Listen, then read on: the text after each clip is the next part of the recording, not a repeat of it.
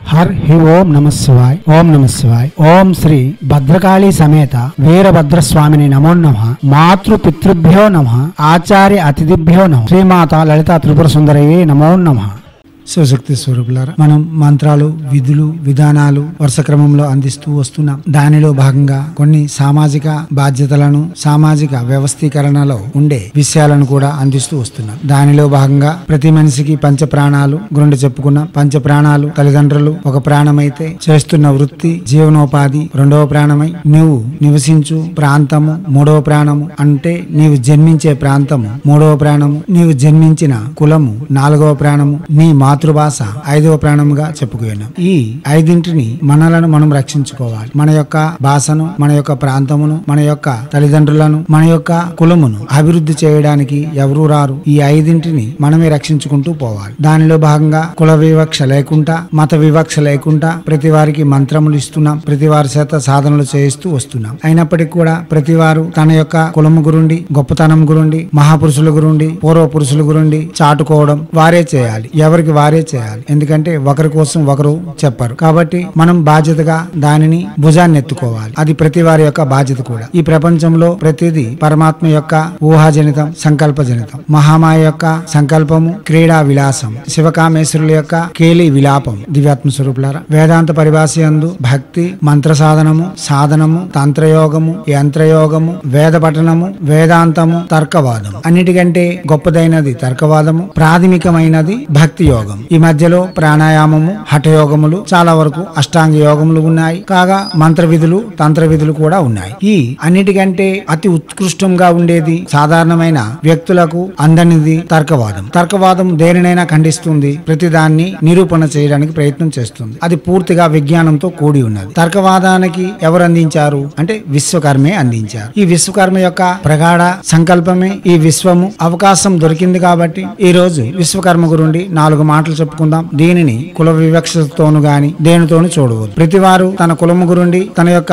పూర్వ పురుషుల గురుండి ఎంతైనా తెలుసుకోవాలి. ఎంత తెలుసుకున్నా తప్పులేదు. అలాగే మేము కూడా మా గురు పరంపర సాగిస్తూనే తల్లిదండ్రుల ద్వారా, శాస్త్రముల ద్వారా మా విశ్వకర్మ కులము గురుండి, విశ్వకర్మ యొక్క పరివారము గురుండి తెలుసుకుంటూ వస్తున్నాం. దానిలో మేము తెలుసుకున్న దానిలో ఒక వంతు అనగా 1% మీకు అందించడానికి ప్రయత్నం చేస్తాం. ఈ యజ్ఞంలో మీరు ఏ వర్ణస్తులైనా పర్వాలేదు, మీరు మీకోసం ప్రయత్నం చేయండి. దానికి మా విజ్ఞానము, మాకు తెలిసినది మీకు సహకరించేందుకు సాహశక్తుల ఎటువంటి శక్తి వంచన లేకుండా సహాయం అయితే చేస్తాం. దివ్యాత్మ స్వరూపులారా, అయితే ఈ ప్రసంగం చాలా పెద్దదిగా ఉంటుంది. ఆవశ్యకత కలిగిన వారు వినండి. విశ్వకర్మ వైభవం. సృష్టి ఆదిలో విష్ణు బ్రహ్మను సృజించిన తర్వాత బ్రహ్మకు కూడా 5 తలలు ఉండేవి. అప్పటికే 5 తలలతో విశ్వకర్మ వెలిచి ఉన్నారు. బ్రహ్మ పూర్వక, బ్రహ్మోత్తర అనే కల్పవృత్తి ఉన్నది. బ్రహ్మ కంటే ముందు పుట్టినవారు, బ్రహ్మ తర్వాత పుట్టినవారు. బ్రహ్మ పుట్టిన తర్వాత కశ్యపాది బ్రహ్మలను సృష్టించి, అనగా ప్రజాపతులను సృష్టించి వారి ద్వారా ప్రాణికోటిని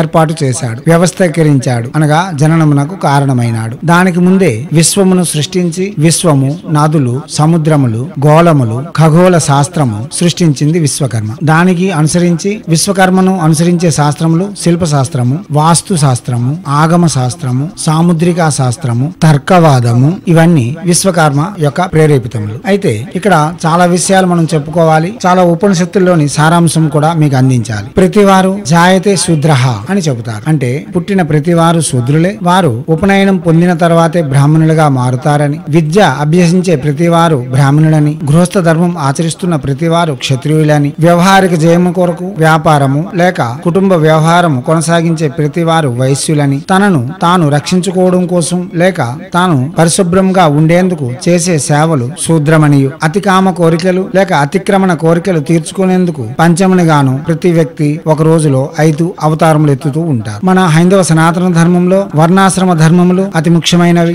దానికోసమే భగవద్గీత ప్రథమ అధ్యాయము అర్జున విషాద యోగం, అర్జునునికి ఎందుకు విషాదం, కులం భ్రష్టమైపోతుంది అని కృష్ణునికి పట్టుకుని ఏడ్చాడు. అయితే అర్జునుడు అంత అమాయకుడా? అప్పటికే శివుని ప్రసన్నం చేసుకుని పాశుపదం పొంది ఉన్నాడు. విరాట్ రాజ్యమందు బృహన్నలుగా శకం స్త్రీగాను శకం పురుషునిగాను ఉంటూ చాలా చాలా విద్యలు నేర్చుకున్న మహాయోధుడు, మహాజ్ఞాని అర్జునుడు. ఆ అర్జునుడికి ఎందుకు ఆ దుఃఖం వచ్చింది? దానికి చాలా కారణాలు ఉన్నాయి. ఇది వితండవాదులు లేక ఏమాత్రం అవగాహన లేని వారు వాదించే వాదనలు కావు, జ్ఞానులకు మాత్రమే అర్థం అయ్యే విషయాలు. అందుకోసమే పూర్వం వేదములు పామరులు చదవవద్దు అని చెప్పారు. ఎందుకంటే దానిని అర్థం చేసుకోవడం చాలా కష్టం. గాని అలా అని విడిచిపెట్టడం కూడా ఖచ్చితమైన పని కాదు. ప్రతి విషయాన్ని తెలుసుకోవాలి అంటే వేదము, వేదాంతము అనగా ఉపనిషత్తులు, తర్కవాదములు తెలుసుకోవాలి. తెలుసుకున్నప్పుడే మన హైందవ సనాతన ధర్మంలో ఉండే విధానాలు మనకు సునాయాసంగా అర్థం అవుతాయి. దివ్యాత్మ స్వరూపులారా, రత్నశ్రీ హిందూ సేవా సమాజ్ ప్రతిసారి చెబుతుంది, జన్మించిన మాత్రమున జాతి అనగా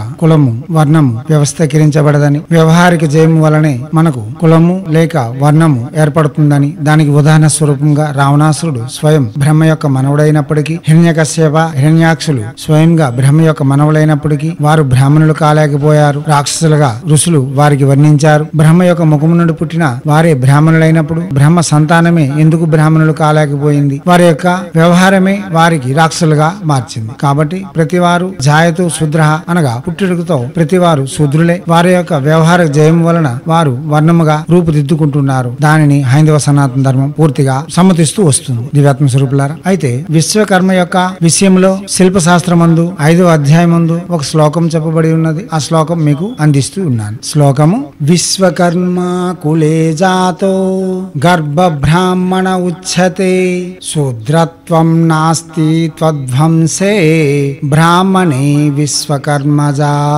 శిల్పశాస్త్రము 5వ అధ్యాయం. విశ్వకర్మ కులమునందు జన్మించిన వారు గర్భతః ఉచ్చమైన బ్రాహ్మణులని, శూద్రత్వం వారికి ఉండదని, ఆ వంశంలో శూద్రత్వం అనేదే ఉండదని, బ్రాహ్మణులుగా విశ్వకర్మ జన్మించి ఉన్నాడని, జన్మతః బ్రాహ్మణులని శిల్పశాస్త్రం 5వ అధ్యాయం నందు చెప్పబడి ఉన్నది. అయితే ఇంత ఆర్భాటంగా ఎందుకు చెప్పారు అనేది కూడా మనం తెలుసుకోవాలి. ఎందుకంటే విశ్వకర్మ అంటే విశ్వమును సృష్టించి ఖగోళ శాస్త్రమును మనకు అందించి అక్కడితో అతను ఊరుకోలేదు. విశ్వమందు ప్రతి ప్రాణి, ప్రతి మనిషి కర్మనందు ప్రోత్సహింపబడేందుకు రైతుకు నాగలి, కొడవలి, కత్తి, బరిస, గుణపాము, పార అందించి వారికి కర్మలందు ప్రోత్సహిస్తున్నాడు. ప్రతి వారు అంటారు, పిడికెడు అన్నం తింటున్నాము అంటే అది రైతు యొక్క శ్రమ.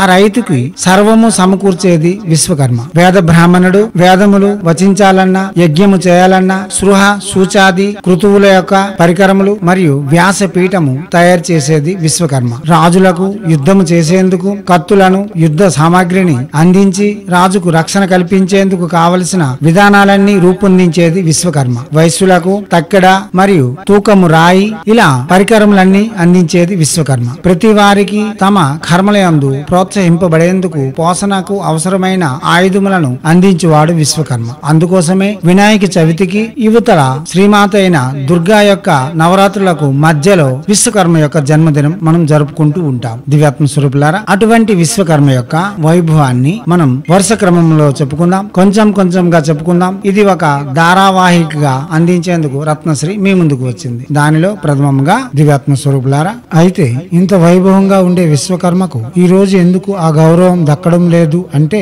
స్వయంకృత అపరాధం. ఏటి ఆ స్వయంకృత అపరాధం అంటే విశ్వకర్మ యొక్క వర్ణమునకు అంటి పీడిస్తున్న వ్యాధులు 3. ఒకటి ఆర్భాటము, రెండవది స్త్రీలోలత్వము, మూడవది మద్యపానం. వాడికి ఏముందో లేదో చూడడు, ఆర్భాటానికి పరుగులు పెడుతూ ఉంటాడు. ఏదైనా సమస్య వచ్చేటప్పుడు ఇతర కులస్తులు వారి సొంత మనసులకు చెప్పి ఆ సమస్య నుండి బయటపడేందుకు ప్రయత్నం చేస్తారు. కానీ విశ్వకర్మ కులములో ఏదైనా సమస్య వచ్చేటప్పుడు ముందుగా దాచిపెట్టేది తన వాళ్ళ దగ్గరే దాచిపెడుతూ వారి దగ్గర వారి యొక్క ఆర్భాటమును, దర్పమును ప్రదర్శించేందుకు ప్రయత్నం చేస్తూ ఉంటాడు. రెండవది స్త్రీలోలత్వం, మూడవది మద్యపానం. దివ్యాత్మ స్వరూపులారా, ఇక విశ్వకర్మ వైభవమును కొనసాగిద్దాం. ఒకరోజు బ్రహ్మ సృష్టిస్తూనే నాకు 5 ముఖములు ఉన్నాయి, నేను చేసేదే అతి సత్యం, మిగతాదంతా మిథ్య అని వాదిస్తూ అహంకారం చూపించాడు. అప్పుడు విశ్వకర్మ తనతో వాదనకు దిగి సాముద్రిక శాస్త్రం అనేది తప్పనిసరి ప్రకృతిలో ప్రతిపాదించబడుతూ ఉన్నది. ఎందుకంటే నీవు చేసే విగ్రహమును అనుసరించి అనగా శరీరమును అనుసరించి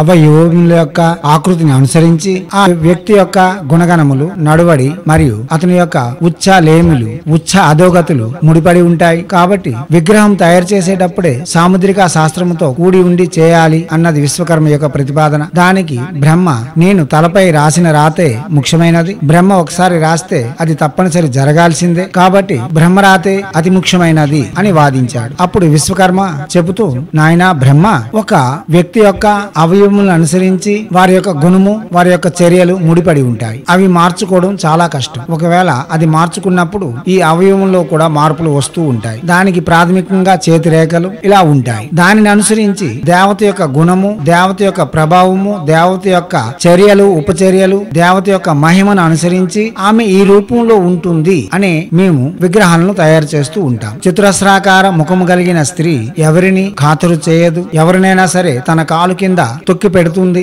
అహంకార ప్రదర్శన చేస్తుంది, పాలన చేస్తుంది. తనను ఆశ్రయించిన వారికి మాత్రమే ఆమె దయ చూపిస్తుందే తప్ప ఎవరిపై దయ చూపించదు అనడానికి నిదర్శనంగానే మేము దుర్గాదేవి యొక్క ముఖమును చతురస్రాకారంగా తీర్చిదిద్దుతాము. ఎవరి యొక్క చేతులైతే ఏనుగు తొండముల వలె సాపుగా ఉంటాయో, అంటే మధ్యలో ఎత్తు పల్లములు గుంపులు డుంపులు లేకుండా మేది నుండి కింద వరకు సవారుగా ఉంటాయో వారు ఐశ్వర్యయుక్తులని, ఐశ్వర్యవంతులని, భోగములు అనుభవించేవారని సాముద్రికా శాస్త్రం చెబుతుంది. కాబట్టి మేము లక్ష్మీదేవి విగ్రహం చేసేటప్పుడు ఆమె యొక్క చేతులను ఏనుగు తొండముల వలె చేస్తాము. కమల నయనములు ఐశ్వర్యమునకు, భోగమునకు, అధికారమునకు చిహ్నములు కాబట్టి ప్రతి దేవతకు కమల నయనములను అందిస్తూ, క్రూర దేవతలకు గుండ్రని నేత్రములు అందిస్తూ ఉన్నాం. అదే ప్రకారంగా మనిషికి నుసట ఎక్కువగా వెడల్పుగా ఉండేవారు ఆలోచన పరులని, తక్కువ వెడల్పు ఉండేవారు విచక్షణహీనులని, చోరులని చెప్పబడుతుంది. దానిని అనుసరించే ఆ దేవత యొక్క గుణగణములు అనుసరించి మేము విగ్రహములు తయారు చేస్తున్నాం. నీవు కూడా అలాగేనే చేయాలి అన్నాడు. దానికి ససేమేరా బ్రహ్మ ఒప్పుకోలేదు. ఆ వాదోపవాదములు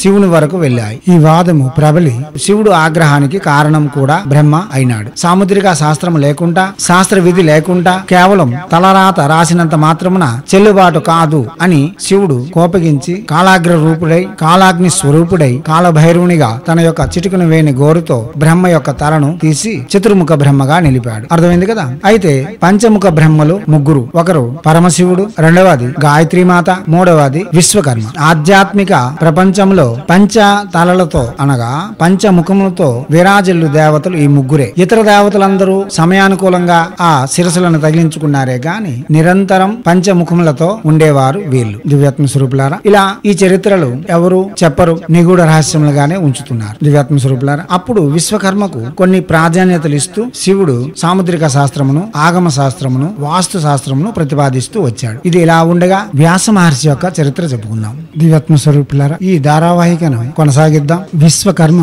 వైభవమును మీకు అందించేందుకు రత్నశ్రీ మీ ముందుకు వస్తుంది. ప్రతి వారు తమ గొప్పతనాన్ని, తమ జన్మ యొక్క వైభవాన్ని తామే వర్ణించుకోవాలి. ఎవరైనా సరే ఈ ప్రయత్నం చేస్తే, అంటే విశ్వకర్మలనే కాదు, ఎవరు తమ వర్ణము గురుండి వర్ణించేందుకు ప్రయత్నం చేస్తే నేను చదివిన శాస్త్ర జ్ఞానముతో, నాకు తెలిసిన విధి విధానాలతో వారికి సహకరిస్తాను. దానిలో ఎటువంటి సందేహం అయితే లేదు. గాని సనాతన ధర్మమునకు అనుసరిస్తూ ఉండాలి. కుల వివక్ష అనేది ఎక్కడ కూడా తలనెత్తకుండా చూసుకోవాలి. దివ్యాత్మ స్వరూపులారా, తెలుసుకోండి. హైందవ సనాతన ధర్మం యొక్క రుసులు యొక్క గొప్పతనాన్ని మరియు హైందవ సనాతన ధర్మం యొక్క విధానాలను తెలుసుకుంటూ ముందుకు సాగుతూ మన జీవితాలను మనం వైభవపేతంగా తీర్చిదిద్దుకోవాలని కోరుకుంటూ ఎప్పుడు మీ సేవలో రత్నశ్రీ హిందూ సేవా సమాజ్ ఆచార్య భీమ్ సింగ్ రవికుమార్ అర్ అప్ నిఖిలానంద సాగర్ మహారాజ్.